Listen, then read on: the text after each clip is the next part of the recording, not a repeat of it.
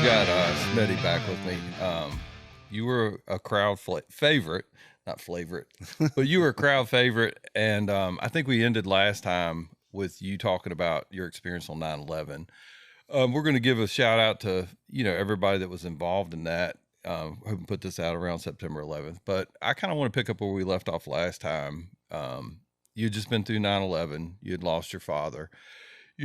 And I think the last thing we talked about is them clearing ground zero for the last time. Kind of pick up from there and talk about how you ended up in this area at a local department. So I had started to look at leaving New York. Okay. Before the 11th. Just kind of like dealing with different scenarios. It's expensive to live up there. Taxes are high. Food's good though. Food's great. Yeah. I You won't mentioned lie. that. When I go back home to visit or do whatever up in New York, I usually schedule visits with people I want to see, depending on where I want to eat, because I figure out the eat part first and say, hey, this is where I'm going to be. So Come on catch by. up. This is where you So what's your find favorite place to eat in New York? me. Probably it's going to be Italian places because I grew up in an Italian house. Okay. And you don't get that level of authenticity down here with the some of the fast food Italian restaurants like Olive Garden or something like that. It's like McDonald's to Italian people. But anyway, so it we had kind of looked around at some different things as far as wanting to get out of New York and get away from the commute. I was commuting into the city and spent a lot of time on the road. And wanting to get away from the cold weather, which I hate. Okay.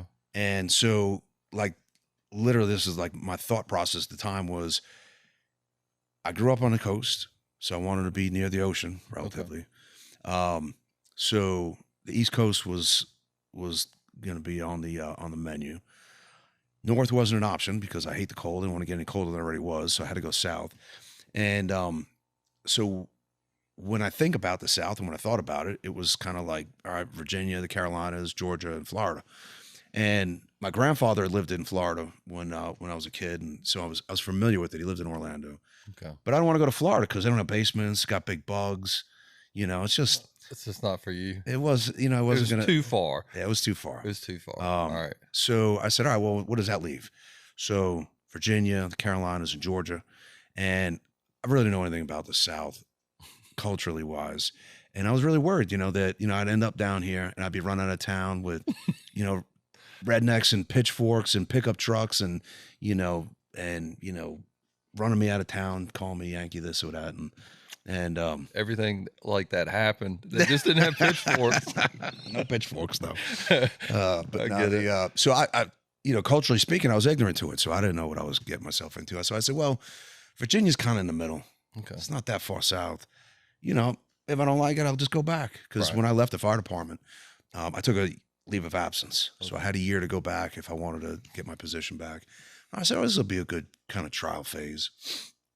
So I put in some applications in different places in Virginia. And I was doing that through the process while I was still employed with the fire department. And honestly, the events of the 11th made leaving the city harder. Okay. Because, I already had some of those wheels in motion before I left. But the legacy and the stuff with Dad had kind of changed some of that, not enough where obviously it didn't keep me from coming down, but, where I had, chiefs of the department, that were calling me saying, you have the golden ticket. Any company you want to work in, you can work in it. You could you were already on a fast track with your training experience. Sure, I had hazmat, but a lot of those companies are hard to get into, and then promotionally and all the different kinds of things you do civil service wise in the city. You get points for certain things. You get veterans points. You get points for living in the city and all these other kind of things. And for survivors, surviving children of people that were killed in a job, you get legacy points. So they were points on civil service exams. And And because of the sort of unique situation, they gave me the golden ticket and said, just, Did you ever contemplate going to NYPD or no? well, yeah, I did actually when I came out of high school and went into college, I was taking criminal justice class. I always wanted to get into police work. And so I put in with NYPD in 1997 Okay. and went through that process. And when they showed me how much I was going to make, I said, well, I'm getting ready to buy a house, man. Like, how am I supposed to pay a mortgage with this? Like, this is crazy. Like, you got to buy your own gun. You got to like buy your own equipment and stuff. And I said, this is nuts, man. And so I didn't end up taking the job with them. Obviously, I ended up with the fire department. In jurisdictions outside of NYPD, it's much better paid, but it's also a whole lot harder to get into. Right. And so I had kind of toyed with it. I obviously I wanted to get into law enforcement, but leaving the city, leaving the fire department was a difficult choice because Kind of like a family, wasn't it? it was, and I loved it. I mean, and honestly, fire and EMS is, something that I enjoyed. It's not like I walked away from a profession thinking like, all right, I've had my fill of this, I'm done. How many years did you have when you left? So I had in fire and EMS, I got involved in 95.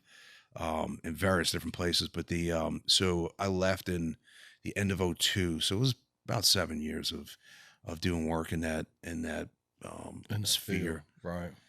And so it was a difficult choice, and I felt the choice was a little easier knowing that I could potentially go back. I had that fail safe, and I said, well, let me see what this is all about down in Virginia. Okay. And I got down here and took a pay cut from, where I was going. I mean, I think my starting pay and, where I ended up was like $26,000 a year or something absurd. But I didn't care. I was like, you know what, man? Like, and the cost of living didn't match up, did it? No, and the cost of living was a lot easier, but not You were that making a much lot, better, yeah. but Comparatively speaking, with the amount of money you were making in New York. so it was, but it was, I mean, I was ate up with the job. I loved it. There were days I would go into work, and it's funny because I talk to people about law enforcement and, the phases you go through in your career where when you first start, you're like, I can't believe they're paying me to do this job. This is awesome. Like, I would almost do this for free. Right. This is great. This Right. job is awesome. And then, the job will grind you down a little bit. And then you get to that phase where you're like, they're not paying me enough for what I have to do. And, you kind of get the antithesis of that. But What's the final phase? You can't pay me enough to stay? that's true. They definitely can't afford me. But no, and you talk about the final phase and just really the difference between the firefighting community and the police community. And I saw it growing up. You can't sandblast firemen out of that job. They stick around forever. They don't ever want to leave. I mean, they get to do a job that's fun. They get to be around with their work family. Mhm. And that means a lot more in that realm because of the way that they are kind of all together. And then your work is something that's, it's a good time. And so they can't get rid of those guys. Yeah. Whereas the cops, I would talk to anybody especially in NYPD where I had a lot of friends and family, and they knew down to the minute, when they were going to hit their mark to be able to punch out because they couldn't get out fast enough. And, Right. And I thought, like, I don't ever want to be that guy that can't wait to get away from this job. Right. And, as obviously time goes on, things you experience on this job, you survive it. Right. Like you get to the end, you're like, I made it. Like it's, because, the things you experience on this job is so unique. So talk a little bit about the academy. So you come down, you end up going to a local academy. What was that like compared? I mean, I feel like New York has so many more opportunities, equipment, training. You got, it's a different level. Mhm. What was it like going to a local academy after that? It was a culture shock, really, for a lot of reasons. It was like going to another country. Okay. Because culturally, I didn't understand, the South. I didn't understand, any parts of it, with the exception of like where, when I came out of my academy, my police department, there were different parts of the city, and the low income housing project portion of the city Mhm. where black people lived primarily. I said, that's where I have to work. I said, I understand, culturally speaking, it's similar I to can what relate. I've Right. been raised around. Right. I don't understand the other part of it. And I still don't. I've been down here for a while, but I'm getting better at it. But so, you know, to answer your I question, just think people there in that area understand who they are. They are very comfortable with who they are, mhm, and I don't feel like they don't they don't really accept a lot of outside influence. Like they are where they're at, and I'm not saying they're like extremely happy, but they've embraced where they're at, and they understand it, and they're not worried about what anybody else thinks about them. mm, I think in a lot of communities, that's the view that they have is like, yeah, we're good. We're mhm. good here. And I think that's probably what you understood coming from New York. Sure. It's a cultural acceptance, where in New York, there's so many different cultures and Right. peoples. And, you're forced to kind of interact with these people in different ways and you understand different things. Whereas down here, it's not as multicultural. And adjusting to that way of thinking was a little foreign to me. So that, that was probably one of the bigger hurdles with the police academy more than anything. I mean, sometimes it was just like a language barrier. Okay. I was like, I was in a police academy, and I had somebody that was from down here, and she was sitting to my left, and I had an Asian guy to my right who was from Hong Kong, and he spoke like a Chinaman. I mean, his English wasn't that great either. But so I'd have somebody up in the class, an instructor, with a mullet, talking about disassembling a still, and I didn't even know that like making alcohol was a thing that people still did. I said that We've got prohibition's people. over. Like you go to the liquor store. Why we? So and I would have to get interpretations a lot of times. Like, what do you say? What does that word mean? So that part of the academy was really because I was absorbing not just police culture, but largely Southern culture, and so a lot of adjustments with that, and kind of getting used to just things that were different. And the police academy prepares you for a lot of things, but what it really didn't prepare me for was the way I would be interacting with society. Where when I went to a call with the fire department, people are always happy I was there. That's right. They were glad when I showed up. They're like, oh, thank God you're here. Right. Nobody ever says that when you're wearing a police uniform. And Right. I would get out with people, and You're direct. I'm half Irish, I'm half Italian. On the Irish side, I got the gift of gab. I'll sit down and talk to anybody. Right. So I'd see somebody walking down the street, and I'd say, "Hey, buddy, how are you?" And then he'd be like, "Fuck you," and I'm You're like, like, what? "Whoa!" I pull the car over, and I get back out. We're in a fuck you contest. So, and he's like, "Well, you can't say that." I said, "Well, you said it to me. I don't understand. What's your problem? I don't know you. I didn't do anything to you." Right. And and it was every other cop that's ever done anything to that guy's whole life. Right. And I was a representation of that with the badge. So, culturally speaking, that took me a while to kind of absorb that change. And I don't think the academy really did a great job of preparing me for that. But, by and large, the academy it was a good experience. I mean, it was fun and kind of dipping into this world and embracing it. So talk about that a little bit. I think a lot of people, when they think about law enforcement, they think it's just like one size fits all. And you have different personalities in law enforcement. Did you find after that initial experience, like I respect you, you respect me, and we get along? I would imagine 5 or 10 years into your stint where you were at, people understood that for the people that you interacted with on the street. If you got out and started talking to people and you showed them respect, I think that's one of the coolest things in law enforcement to experience. I remember after George Floyd and everything, I pulled over a black dude and he was like terrified. Like he was shaking and he was like, please don't shoot me. Please don't kill me. And like at the end of that interaction, he was like, I've never been treated like this before. Like, I really appreciate that. Hmm.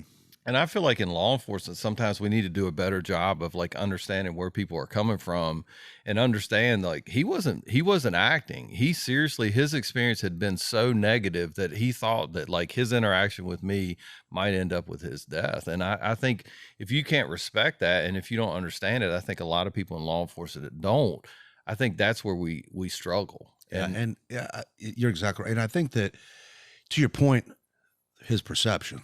Right. right? His perception is his reality, That's even if it's exactly wrong. right.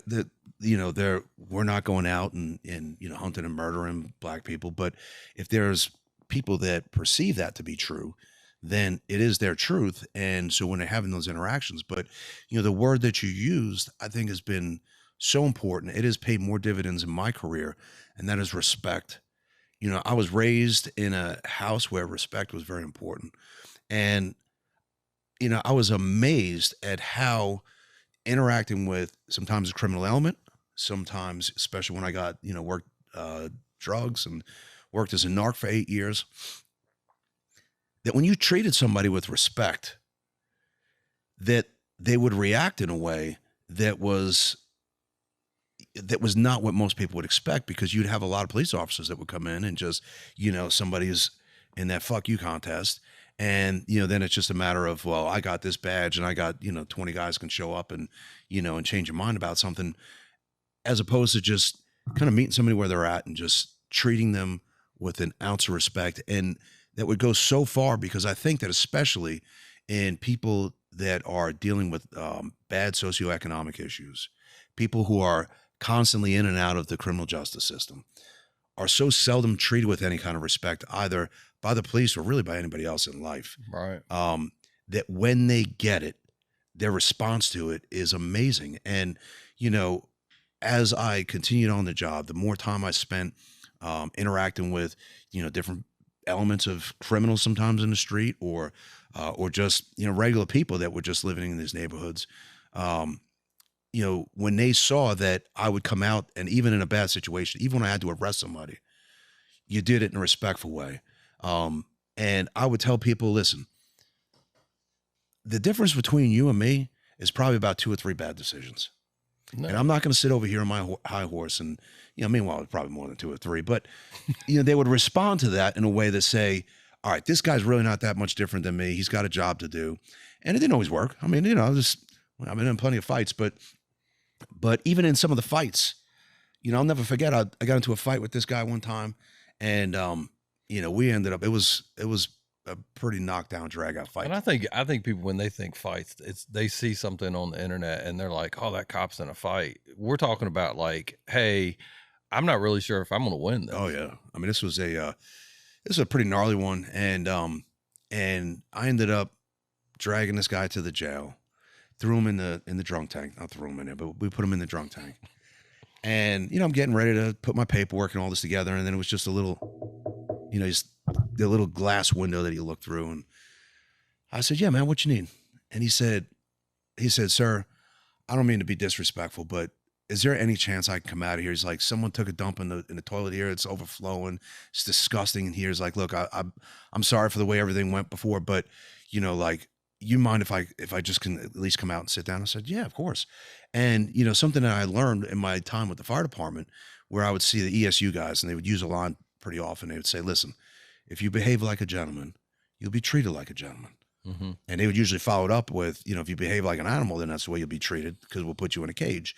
But, I would use the first half of that often, because the second part's implied.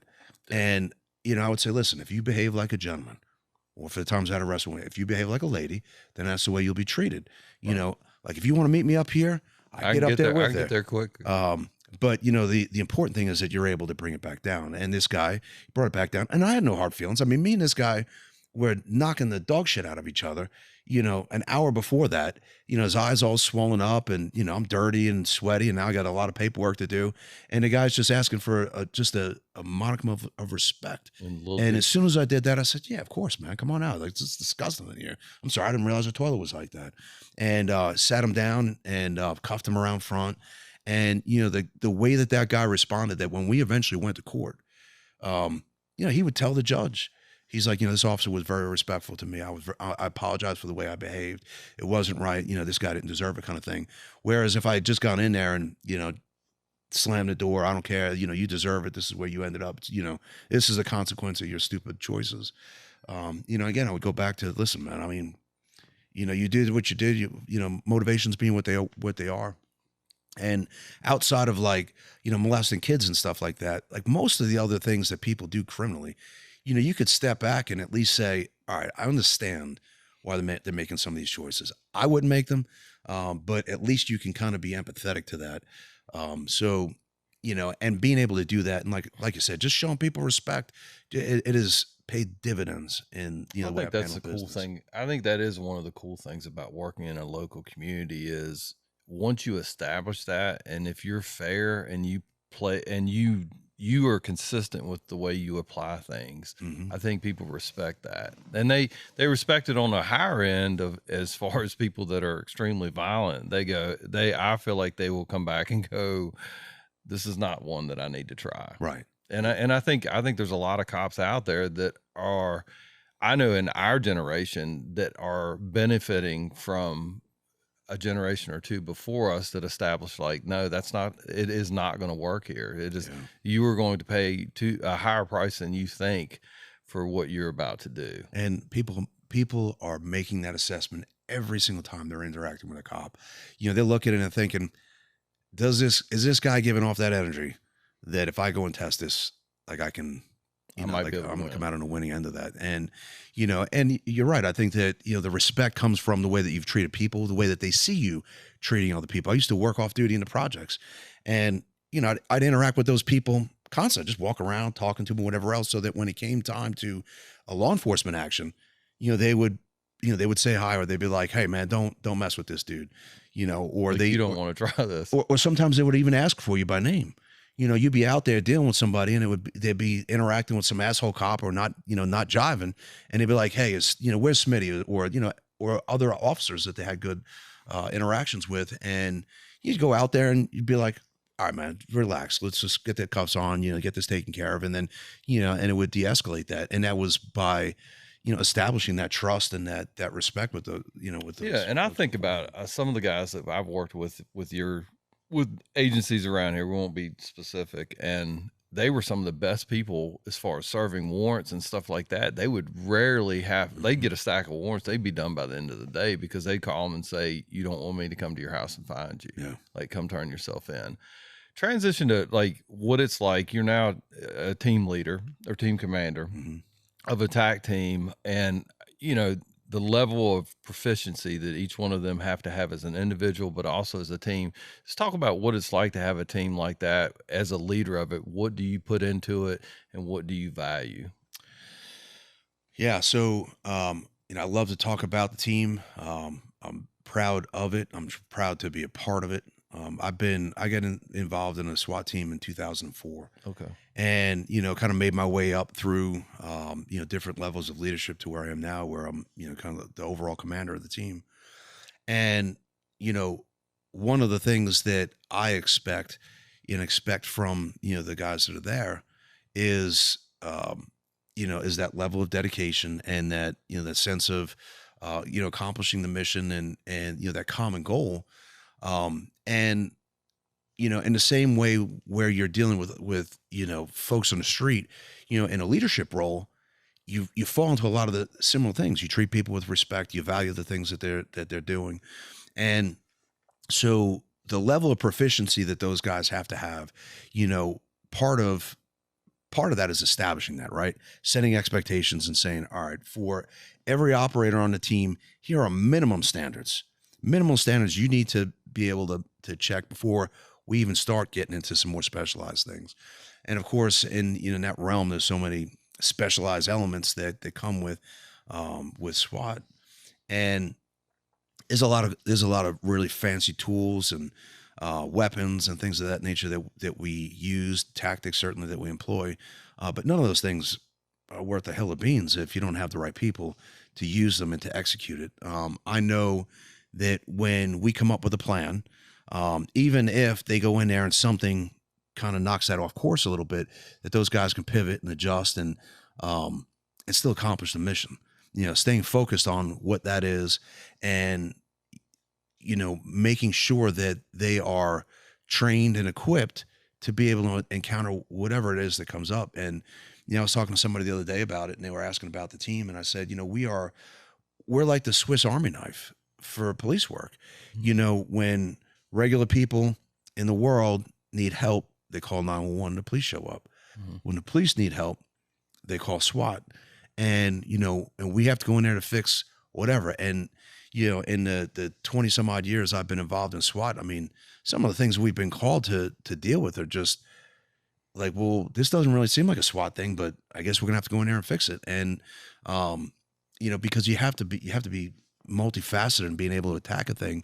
And when I say attack it, a lot of times that's just sort of mentally, how do we attack this problem? How do we solve this? And really, police work is problem solving. Mm-hmm. SWAT is just doing problem solving at a higher level, and usually a higher level, higher risk, and potentially worse consequences in a more dangerous environment, which is, I think, is the appeal for the people that get involved in it, because if the people that aren't right for it, they can't operate in that kind of environment. They wash out. They don't last long in there. But the ones that stay true to that, can operate in that environment, and they it's a different kind of mindset that you have to have. I mean, it's not for everybody. Well, talk about the mindset of a problem solver. How do you identify problem solvers? Because there's a lot of people that wear a badge, have a gun, Mhm. and enforce the law that are not problem solvers. But they're able to make it. What do you look like? What do you look for in a problem solver on your team? So in a lot of ways, it's similar to like canine, Okay. right? So when we're picking out a dog and we're trying to determine if this dog would be appropriate in this role, you're looking for certain drives. Mhm. And, those drives are obviously different in people, but similar in the sense that, you want somebody with the drive and passion to be able to come in here and, just dive in, be committed to, whatever that is, and to be able to do that in a team environment. Because you can have people that are high level problem solvers, Mhm. but don't interact well with a team environment. They're, the solo artists, the ones that at the end of it, they want to make sure everybody knows that they were the ones that accomplished this mission, or they were the ones that, got the big prize and a big pile of dope, not the 3 or 4 other people that were involved to help make that happen. So it's not just necessarily, being that high level problem solver, but somebody that, that I know that can kind of operate within that team environment, because you're so dependent on everybody else to be able to accomplish that. It's like, if you have Aaron Judge on your team, and you got, the greatest baseball player that's playing right now, and everybody else on the team is a single A ball player, you're going to lose. Doesn't matter how great that guy is. Everybody, you have to have a certain level of proficiency amongst that group, because, you just can't win it. You can't win in that world, not with SWAT, with just one superstar. And So you've got a lot of dudes that know the job, know what's necessary to accomplish the mission. How do you lay out a mission? I think one of the things that we suffer from in law enforcement is maybe not in a tactical environment, but I think we've talked about a couple things before that we won't go into about like perception. But like, how good of a job are we doing in leadership? Like the people in leadership saying, hey, this is our mission. And the mission is not like chasing something that constantly moves. A mission is just like, for you, talk about like when you get a mission in SWAT, what is that mission and what is the conclusion? That's one part of it. The second part of it is, I think people have a mission. If the end result is like to safely remove someone from a house, say for example, and there's a lot of mistakes made getting to that point, does that not give people a false sense of security of like, hey, we're really good. We didn't get shot this time. We didn't. And I think that one of the things that I like about the tier 1 type groups is how hard they are. Like you screwed up. Like we were exposed when we came around that corner. 100%. We didn't get shot.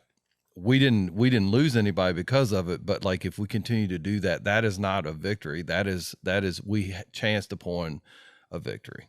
Yeah. So the 2 parts that I'll address the second part first, because if luck is part of your strategy to avoid something calamitous, then you're not doing yourself a true service for what that is. Because, and it's at the end of every mission that we do, every single time, there's got to be a self-assessment. And there has to be, that team reflection, Right. to be able to say, okay, guys, what did we, we'll talk through how that whole thing unfolded. And then we'll say, what did we screw up here? And to be able to do that and feel comfortable in that group that you can say that and know that, you know, you could say without worrying about hurting somebody's feelings. Right. You know, we go through and, you know, we say, hey, you know, the sniper's deployed in this spot, but you guys completely screwed this up. You couldn't see anything. You couldn't see anything. You should have been over here and you should have known better, or, you know, whatever the case may be. Right. And we'll go through at the end of every mission and say, all right, you know, somebody came off the back of the truck. You guys completely broke cover. There was nobody covering these threat vectors. And, you know, we'll go through and be like, yep, that totally happened. Screw that up. And one of the things that I do, especially as a leader, is to feel comfortable enough, or let everybody else feel comfortable enough to make honest assessments of what I'm doing too. I don't walk on water. I don't pretend to think that I can't make mistakes too. And owning those mistakes, especially in front of that group, builds trust in my decision-making process. So, you know, we'll go through and I'll say, all right, guys, you know, anything that I did that didn't make sense, that, because, you know, we can talk through it, maybe help them to understand it. Or, you know, maybe I'll They might go have through. a significant point. Sure. And I'll be like, hey, you know that's a what, you're blind exactly spot. right. And I could have done better with that. And I will do better with this next time. That makes us better as a team. So having that self-assessment has got to be, you know, part of, you know, the strategy for, you know, anything that's even approaching a tier 1 status like we are, that, you know, for us to be able to have that honest self-reflection and not worry about hurting someone's feelings or hurting your own feelings, you know, being able to say, you're right, man, I completely screwed that up. And I own that. That was on me. You know, thankfully that, you know, nothing bad happened. But, so that was the first part of your, or I guess that was the second part of your question. The first part, talking about mission. Yes. Do we as leaders fail at, making it clear what that mission is? And I would say largely yes, 100%. And what that leads to is confusion downrange for people like, what exactly am I supposed to be doing out here? And, you know, I never want anybody in that environment, you know, when they're in some kind of hot situation. So, you know, I talk through my decision-making process and help to imprint that on the team, whether it's the team leaders, or, you know, the different operators that are going out to accomplish the mission, to know, all right, everything that you do is based on 2 different things. One of those is, what's the mission? Okay. And the other one is priorities of life. And where those 2 line up and come into focus, that's where the answer is. Okay. And so for me, you know, the mission may change. You know, we could start and it's a warrant service. So the mission is to secure the house. Mm-hmm. You know, so we could turn it over to the case agents, detectives to take care of whatever. And we get there and we encounter gunfire. And now the mission is different. So now there are people inside. Is it maybe a hostage situation? So now the mission is to protect innocent life. And then we do that. Let's say that we negotiate the release of hostages. Well, now the mission is different. Now the mission is apprehension, you know, for the suspect. And, you know, so that can move. There could be an ebb and flow as far as that goes, but to be able to make that clear as we're going through, and, you know, I'll talk through afterwards, and again, in these debriefs where, you know, in the honest assessments, and say, okay, why were you continuing to, why were you calling negotiations for a guy that wasn't willing to talk to us? And we sat around for an hour waiting for negotiations to show up. And then they showed up and they said, all right, the guy still don't want to talk to us. Okay, well, we already crossed that bridge an hour ago. Now we're wasting time. So, you know, what is the mission here? Well, the mission is, you know, I'll give this guy an opportunity to talk. He chooses not to. He's talking to all the people outside. And now it's apprehension. And let's, you know, get him to let's convince him to surrender to us. We have to go in there and get him. And, you know, so understanding what that is so critical for the success of whatever it is that we're hoping to accomplish. So having a clear view of what that mission is important. And sometimes if it starts to get a little muddy there, that's where it falls back on the leader to be able to say, all right, guys, let's understand what it is that we're here to do and why we're doing it. We've transitioned into this. I think one of the things I think about leadership is I think they look at initiatives as mission. I think about safe streets initiatives, things like that. But that should be like a ramp up to accomplish your mission. That shouldn't be in and of itself the mission. I think we come up with task forces. We come up with all these different things to as just like a blip on the screen, but there's no sustained activity. And like what you said, I think people lose sight of the fact in tactical operations is you better be moving towards a solution. Mhm. It's not like, hey, we just showed up, we've got our equipment, we've got all these things. You are working towards a solution, and you are the solution. It's not like you're going to call somebody else to fix it for you. Right. And I think that's what's lost on a lot of people is working solutions to accomplish your mission. And I think it starts at the very top. What you described with your team is top-down leadership. You're not asking them to do anything that you haven't done yourself, 100%. which includes being honest about like, hey, I screwed this up. Like, Yep. there were some other things that I can do, and I'm going to train, and I'm going to talk to, I am going to address this problem. And I think like what you said with Canine is we push them to the point of failure. When we see that failure, we find a way to train past it, and that dog is better. I've told people all the time, like the best dog I had made more mistakes than any other dog, but he was better because he made those mistakes in training, and we learned from them. Right. So you have anything else as far as mission? I think that's what frustrates me in law enforcement is I think we get distracted. And like you said, it's really difficult when you go, hey, we've got zero tolerance. We're going to go out there and arrest somebody. We're going to do this. They go out and arrest somebody. They end up going hands on with them. They have to fight them. And then there's a video of the fight. And they're like, well, wait a minute. Like that. No, that's not our mission. Like we're going to change it again. How like from the level that you operate on, and like for me perspective, how do we get leadership or how do we get the public educated on what we're going to do so we don't continue to fall back, if that makes sense? Yeah, it does. And, the example of, the video and, a use of force or something looking ugly. And, where we establish trust is being authentic, I think, to the community we're serving and to the people that we're asking to accomplish that mission on our behalf. So, if you say to, whatever the officers, whatever group to go, hey, crime is out of control. The mission is to reduce crime. Yeah. This is how we're going to do it. And, whatever tactics get deployed, when that comes back and starts to look ugly or make it uncomfortable for the bosses, like they have to have the administrative courage to be able to get in front of a camera and say, this looks terrible.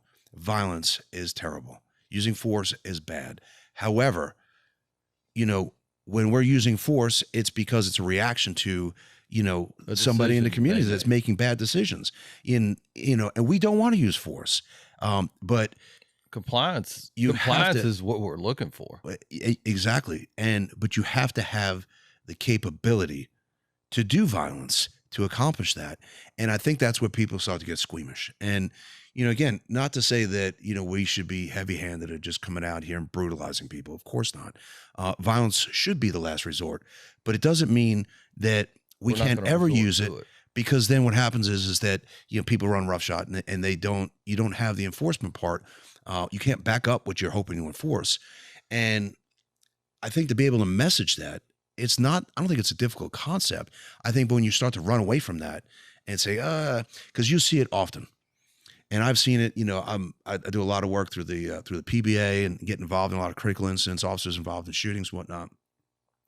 And I've seen through the years, my experience with that the bosses that come out right off and say, I don't know all the facts, but what I do know is that I know this officer. They probably have done the right thing here. There will be a fair investigation. We'll show that. I suspect it will probably reinforce that belief. If it's not, if something was screwed up here, if this officer didn't do the right thing, we'll take appropriate action. Right. Because there's nobody that hates bad cops more than good cops. And they are the exception to the norm.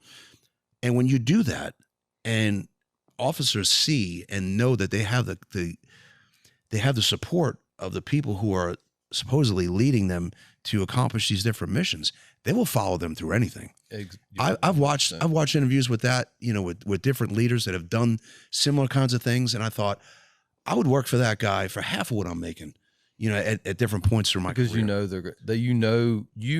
What I think sometimes people, and I know you as a team leader of that, it is a really bad feeling when you're like, man, I know I'm going to have to put I'm putting them in harm's way. Mm-hmm. And I want to know that they have my back. And I think that is one of the hardest things in law enforcement is from a leadership standpoint, making sure that they have your back. And honestly, like, I feel like one of the biggest problems they have, and I'm extremely biased when it comes to this, is I think law enforcement sucks at messaging.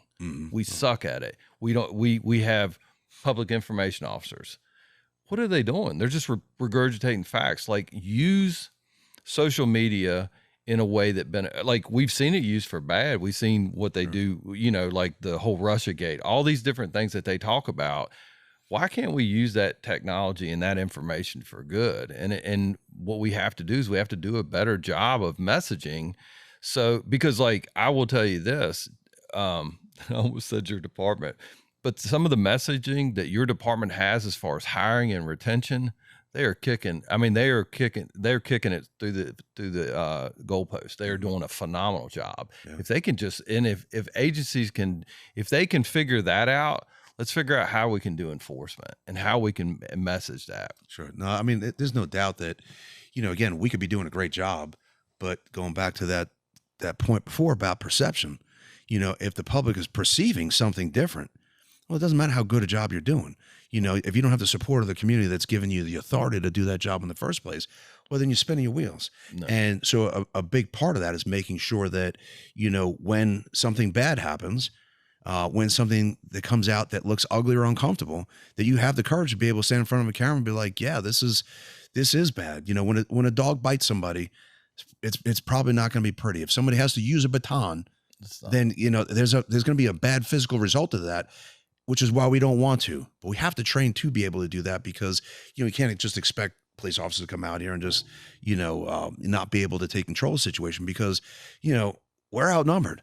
Any given point, if I got, 15 to 20 cops that are working in a city of 100,000 people, well, I mean, 15 to 20 people can't control that many people. You have to have the support of the community at large and things of that nature. But it's all messaging, because the converse of the example I gave before is where you have police officers that are involved in something, and then you get the squeamish bosses.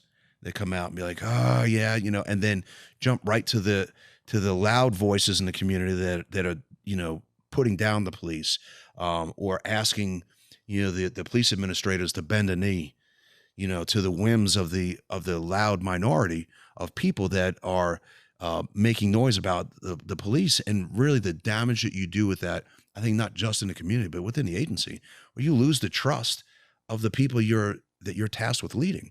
And when you do that, you completely sabotage any type of success moving forward. I think you look at some of the cities like Minneapolis and places like that, where they've tried to transition, they are going back to the model that worked. And I don't know, like, for me, I think messaging, a simple message is, this is a violent between a trained officer and a predator. I mean, bottom line is, we don't arbitrarily choose who we have to interact with. Usually it's a call for service. It's somebody that, if we let them go, what you're seeing on camera is probably going to occur at someone's house who is not trained or prepared to deal with that level of violence. And so, yes, it doesn't look good, but it looks a whole lot worse when you're trying to field that yourself with no training or any ability to deal with that type of situation. Sure. So we're going to put this show out around September 11th. And I know I feel like I just slammed the brakes on and we're going to spin this bitch around, but we are. Let's talk about September 11th. As a survivor, as a responder of September 11th, talk about, like, some of the 24 years this year. Is that right? Yep. And so they'll have a big 25th celebration. Talk about what it's like to lose someone on September 11th and then go and, to go to a memorial service and realize, like you said, in the last time we talked, is like, people, they talked about people being lost. No, they're murdered. A large group of people were murdered. Talk about what it's like for you on September 11th. the 11th is always such a funny time for me because, in a lot of ways, an event that seems like happened yesterday, in a lot of ways feels like it happened a million years ago. A thing that I lived, you know, up close and personal, firsthand, when I reflect on it or when I talk about it, a lot of ways I feel like I'm talking about something I'm detached from. I have artifacts in the museum at the memorial up in New York. And next to the stuff they have on display, because of course I had like all my gear and stuff is just covered in muck. And I put it in a garbage bag for years and just put it on my steps because I'm like, what am I gonna do? I don't want to throw it away, but like, what am I gonna do with it? Keep it forever. And so I donated all this stuff to the museum. So anyway, when I go to the museum, I see the stuff there on display, and I'll stand back and I'll just watch. I mean, people going up there reading about me, and absorbing that event through the different artifacts that are on display, and I just feel it's this weird sort of detachment that I have with it. It's a hard kind of emotion to describe, but for the 11th, you know, the reason why I talk about it, the reason why I talk about it in the venues I do, which is typically at the police academy and the fire academy, go through classes, and we'll talk about, critical stress and, going through events like that, and, surviving them, making sure that your head stays screwed on to, push through whatever kind of thing like that is going on. And just kind of helping to teach other people from my experience, because I mean, there were plenty of things I struggled with for many years after that, PTSD wise, and hell, to this day, I still can't get on a plane without being pretty heavily medicated. So, when I think about that and how the 11th is for me, it's surreal, Jewett. I don't, it doesn't seem real. It doesn't seem like, something that big, something that has changed the world, that like just me, like I just feel like a normal guy, and that my family has played such a pivotal role in, and has had to pay a price for. It's hard for me to kind of wrap my mind around, because when I do those things, and the reason why I talk, and that's the point I was trying to make, was that I do it because it's not for me. When I give those presentations, I make sure that right in the beginning of it, I explain to people why I'm doing this and why I'm not doing it. I don't do it because I want to link up a fan club. I don't want to, have a bunch of people just to, pat me on the back and tell me what I'm a great guy, whatever else like that. In fact, as open as I am about all this stuff, that's the one thing that makes me uncomfortable. Because I like to divert that attention to where it belongs, which is on the group of people that don't have, the ability to be able to continue to live and breathe, or to have a voice to talk about that situation. To me, one of my biggest roles after that event has just been as a witness, to help people understand what that event was really all about, what it was like from the perspective of somebody that was, there, where I was. So, for the 11th, a lot of that stuff is, I like to give it the attention, or divert the attention to where it belongs. And you're saying that it belongs with the victims, 100%. and the families that, like you said the last time, you said that they didn't get to walk Yep. a child down the aisle. They didn't get to kiss their kid goodnight Yep. ever again. And I think that's a huge thing. There's no doubt. And for all the people that were murdered, there is a special class that goes in there. It's a reason why, down at the memorial, all the first responders have their own section for the memorial garden. And it's because the difference between them and the other people that were murdered is that the other people that were murdered were just victims of circumstance. They were at the wrong place at the wrong time. I mean, they were on the wrong floor. They were on the wrong flight. Right. But there were hundreds of police officers, firefighters, and medics who made a conscious decision to show up down there, and realized that when they stepped off that rig, when they stepped out of that squad car, or out of the back of that ambulance and looked up and said, firefighter's going to die here today. Mhm. You know, cops are going to die here today. And then filed that away somewhere and still went to work. You know, the moving in the opposite direction of the crowd that's fleeing, and knew what the cost potentially could be and still move forward and did it anyway. So I think that's one of the things that I think is key in my mind is I think to the average human being, they look at it, and if you've never been in a fire, you don't know what it's like. If you've never been in a violent confrontation, you don't know what it's like. So talk a little bit about what, if you can put yourself in your dad's position with all the training and experience he had leading his guys in there, how much conflict was he going through just leading his dudes in there, leading his guys in there, but also like being so hyper focused, but knowing in the back of his mind, this is not survivable. Yeah. You know, I do like to think about that with my dad because, you know, I got to see video of my dad in the lobby, and that dude he was focused and Locked in. and, you know, I think knowing even what the potential cost could have been, it was, we're going in here, we're going to do what we're paid to do. You know, it's a different kind of mindset that comes with people in those roles that makes them successful and being willing to move forward in there. And it's, you know, after the 11th, there was a lot of controversy that came out about the radio system, specifically with the fire department, because the radios were not good. And there was some debate whether or not, when the order to leave those buildings that was put out by the command because of the potential for the imminent collapse, when that order was put out, that the order may not have gotten to the firemen that were in the building. And because of that, they died because they didn't have good radios or good communication. And I think, what an insult. What an insult to that group of men, because I like to believe that if they heard that command, if my dad heard that, it wouldn't have mattered. There are still people in here, and we're not leaving until they're out. They're not leaving. And, you know, that, you know, what a way to detract from that sacrifice that those people made. And, you know, it's because, again, you've got to be focused on what that mission is. And the mission is to preserve and save life. Not to do it recklessly, not to go in, you know, go in harm's way just for harm's way's sake, knowing it's a suicide mission. You can't help somebody. I mean, obviously that doesn't make sense, but if there is a chance, then you got to go take that chance, because, you know, it may not be their mother, but it's somebody's mother.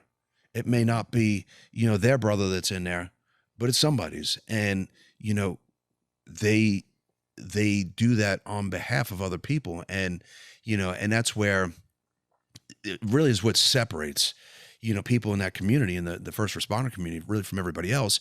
And again, when I talk about it at the police academy, it doesn't make us better. I'm not better than other people.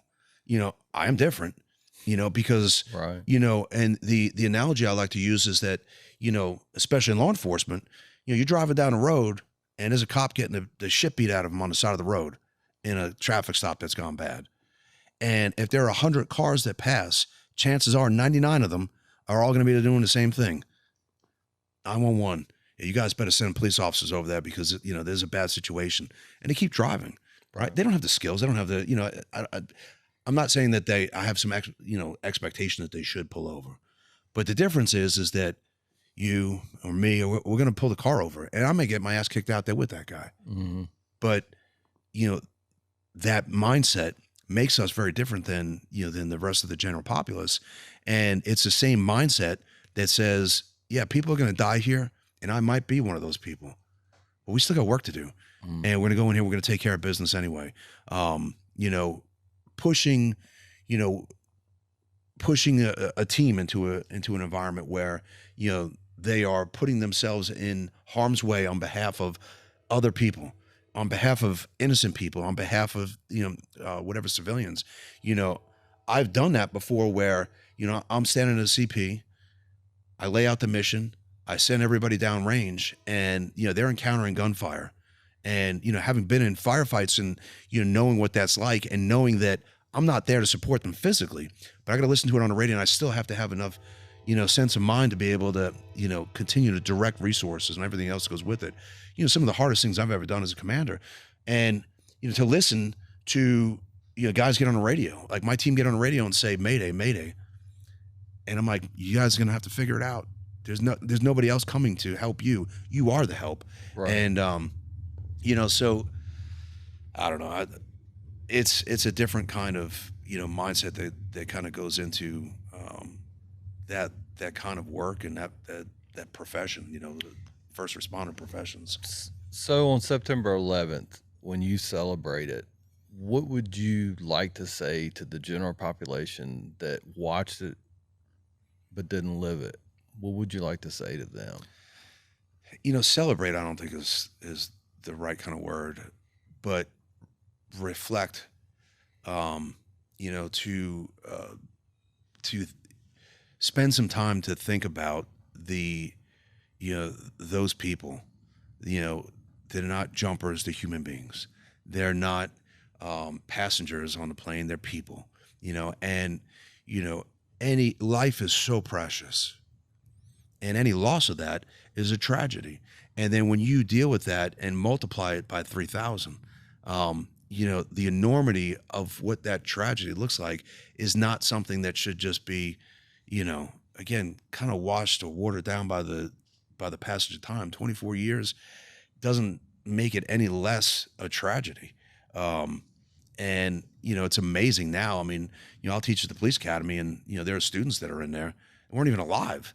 The only thing they know about September 11th is, what they read in the textbook. And it's no different than it was for you and me if we read about Pearl Harbor or, other things that happened before us, other types of tragedies on that level. But we pay it homage. We give it the honor it deserves. And we reflect, and we spend time giving the proper respect to the people who were murdered. And, and to me, I think that's the biggest thing. I think, staying on target as far as the, what that anniversary is the anniversary of. And because again, it's crazy to think about what actually happened, man. Like commuter jets flying into buildings and buildings falling down on people. And it's just, I don't know. It's a difficult thing to wrap your mind around. I've been trying to do it for almost 24 years.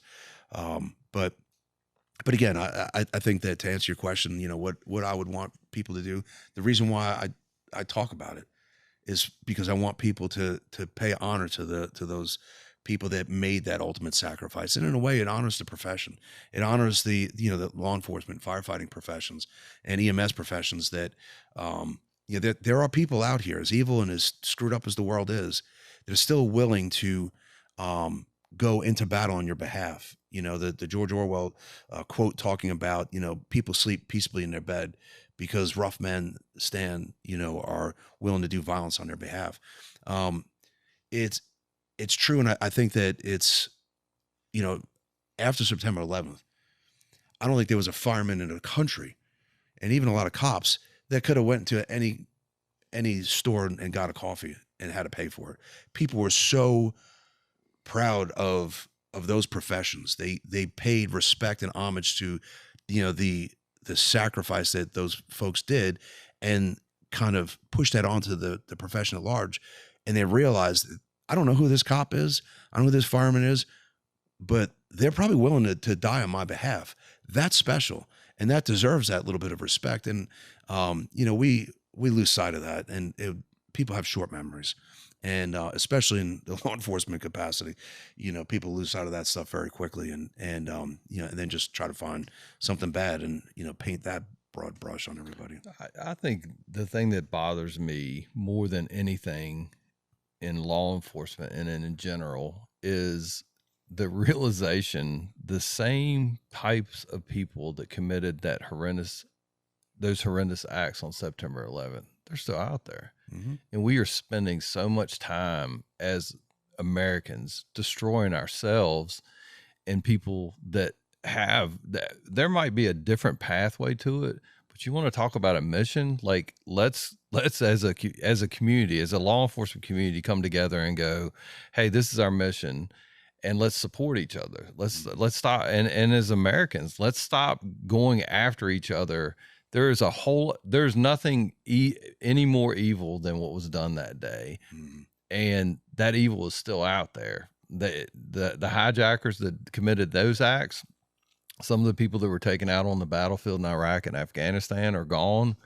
But that thought process in other countries are just as determined as the people sitting on that plane knowing it's going to crash and kill a ton of people. Sure. And the people that orchestrated it, I think that by and large, to varying degrees, those people still exist. And even the ones that don't, there are plenty of other people that are like that, other people that learn from that lesson and said, yeah, I'll take that, and let me see if I can bring it to a different level. And, one of the biggest lessons from the 11th is to show how being an open society like we are, how vulnerable we are, and we are completely vulnerable. And that is part of the risk that comes with living in a free and open society.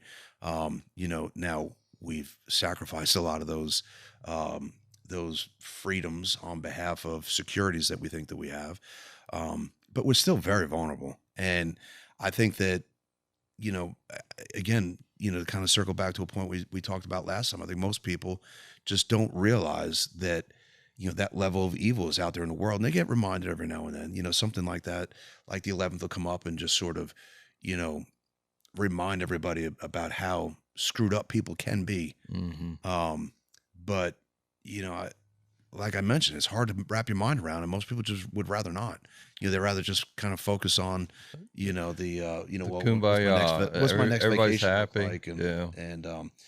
It's just, again, this needs to be a balance. I don't mean that we walk around in this heightened state of, every dark corner there's somebody in there, but you got to be aware of it. And it's there were a lot of lessons to be learned from the 11th, and I think that 24 years later we're forgetting a lot of those, and to potentially to our detriment.